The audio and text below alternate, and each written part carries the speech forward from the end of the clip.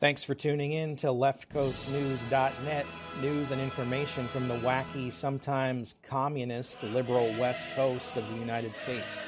For more, visit leftcoastnews.net. All right, well, here's your Olympia Watch podcast for the day. Just a few of the bills that were heard today in Olympia that you might be concerned about.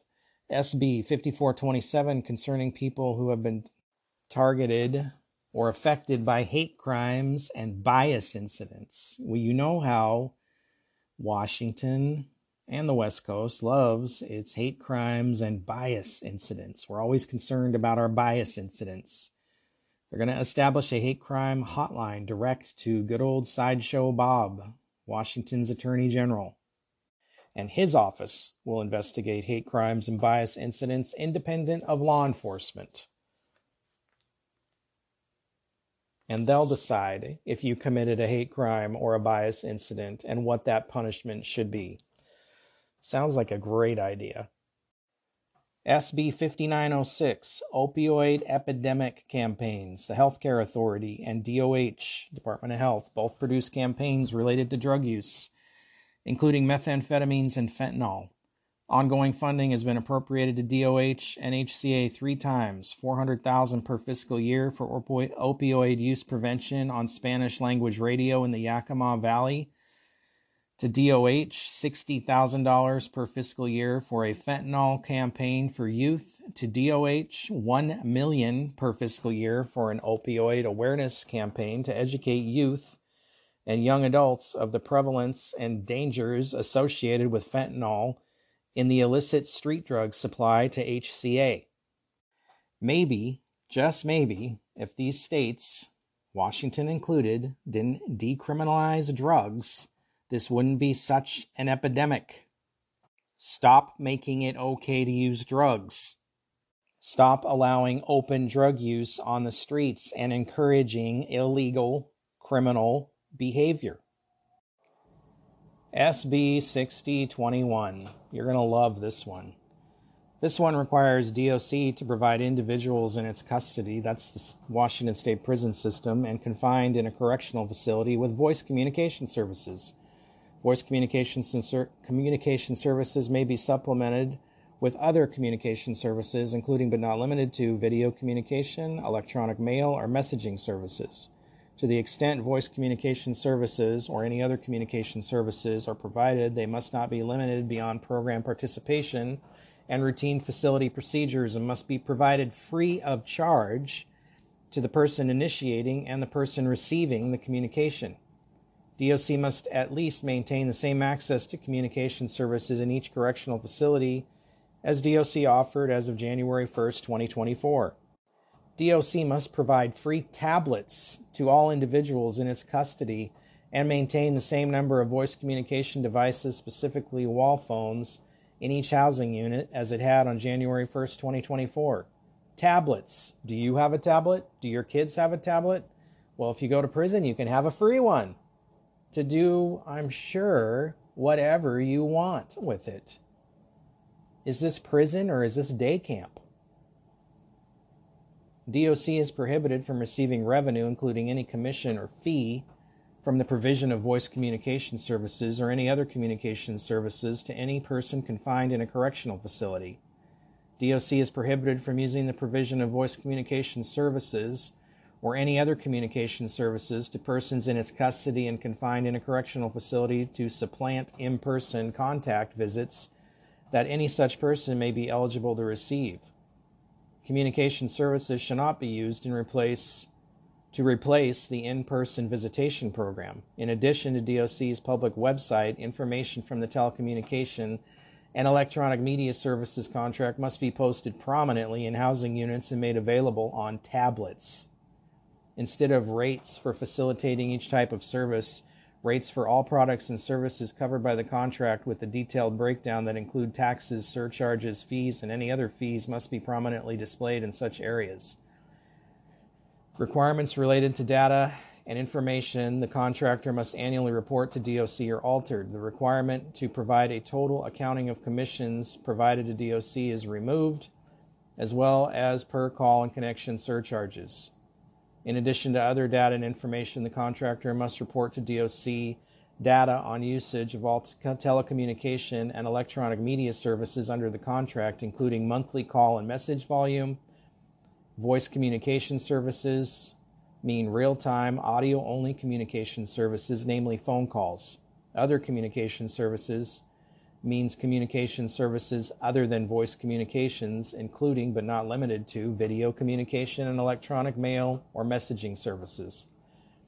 Telecommunication services include but are not limited to voice communication services, video communication services, videograms, and electronic mail or messaging services. Electronic media services include but are not limited to video clips, music, and entertainment. References to inmate are replaced with incarcerated individual because, we don't want to offend anybody or hurt anybody's feelings.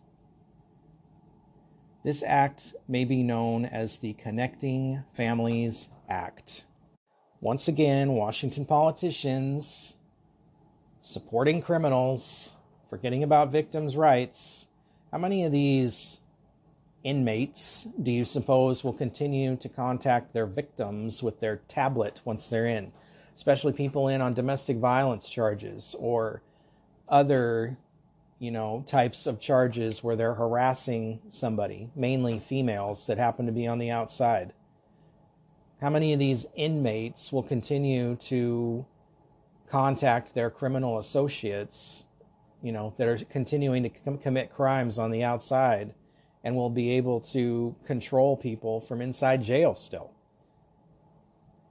There is no way every inmate should be allowed to have a tablet. These people have committed crimes. They're incarcerated for a reason, punishment for those crimes. They should not be rewarded by having these things to keep themselves busy or to enjoy their time there. It's not meant to be enjoyed. Your tax dollars are going to pay for all those tablets. As of December 31st, 2023, there were 13,972 people in confinement with the Department of Corrections in Washington State. Say a tablet costs $100 each. That's $1.4 million spent on tablets for inmates. Tablets that are going to be misused or used to commit crimes, harass victims, be used as weapons, thrown around, broken. Your tax money wasted on what? How about you buy tablets for all the school kids in the state of Washington so they can do schoolwork on them? Kids that don't have access to stuff like that. Enough with these inmates and their rights. While sticking along the lines of rights for criminals and incarcerated individuals, SB 5981, the eligibility criteria are changed for when a person may petition ISRB for early release. Any person convicted of a crime committed prior to the person's 18th birthday may petition ISRB for early release after reaching the age of 24 or older, provided the person has not been convicted for any Class A or B felony offense committed after the person turned 18. The person has not committed a major infraction in the 12 months prior to the filing of the petition, and the current sentence being served is not for first-degree aggravated murder or a sex offense. DOC may provide rental vouchers to a person who successfully petitions ISRB for early release if rental assistance will allow the petitioner to safely release. DOC must maintain a list of housing providers who are authorized to receive rental vouchers. If more than 2 voucher recipients will be residing per dwelling unit, their rental vouchers may only be paid to a housing provider on DOC's list. For each successful petitioner who receives a rental voucher, DOC must gather data as recommended by the Washington State Institute for Public Policy in order to best demonstrate whether rental vouchers are effective in reducing recidivism. This act applies retroactively to persons incarcerated on the effective date of this act, regardless of the date of the offense or conviction. This act does not create any right or entitlement to release from incarceration before the end of a term of incarceration imposed by the courts, except you can petition for early release. Why are we so concerned in this state about letting people, especially juveniles, out early, about letting them get off early on their sentencing? We've all seen the rise in juvenile crime in the state of Washington because of the lax convictions on juveniles, because of the desire to not send them to prison in this state. Organized crime is using juveniles more often to commit crimes because they know that they're going to be treated lightly, because they're not going to go to jail for as long as an adult would. These kids are committing violent crimes and robberies and murders and drug crimes, and we're just doing everything we can to keep them out of custody.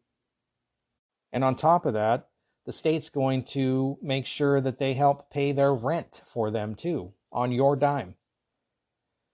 Do you need rental assistance? Are you able to make your rental payments easily?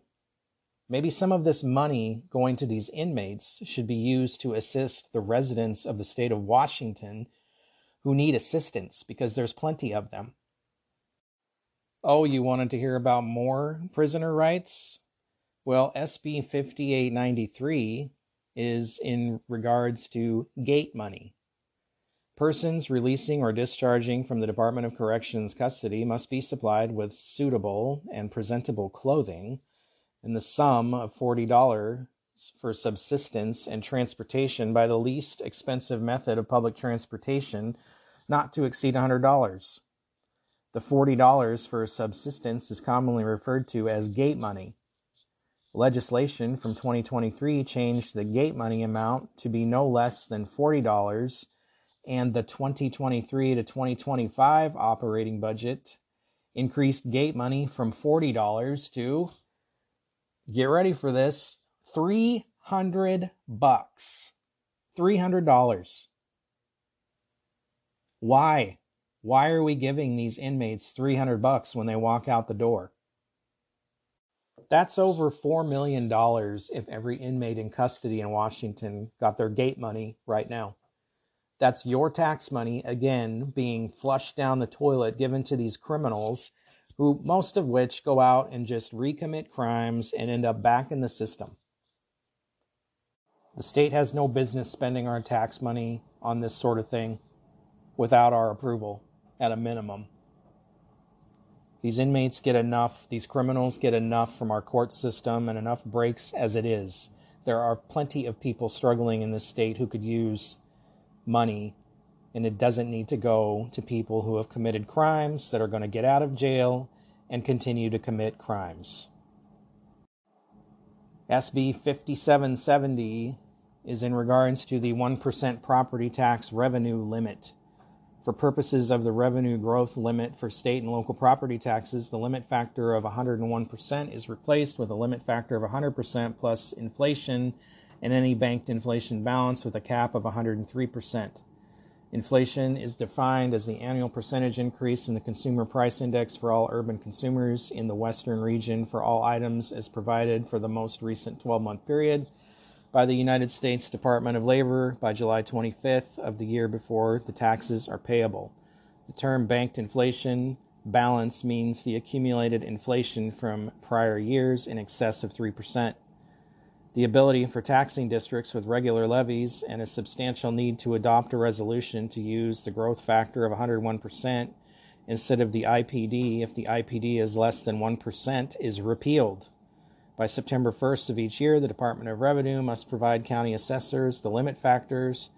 By October 1st of each year, county assessors must determine how the limit factor applies to each taxing district and notify each taxing district. Retired Persons Property Tax Relief Program. Property owners qualifying under the SPTE program would be exempt from 25% of Part 1 of the state levy. Non-shift language prevents the state tax rate from slightly increasing to offset the reduction in assessed value on the state tax roll due to the exemption. The exemption does not expire and is not subject to review by the Joint Legislative Audit and Review Committee. County Hospital Levy. The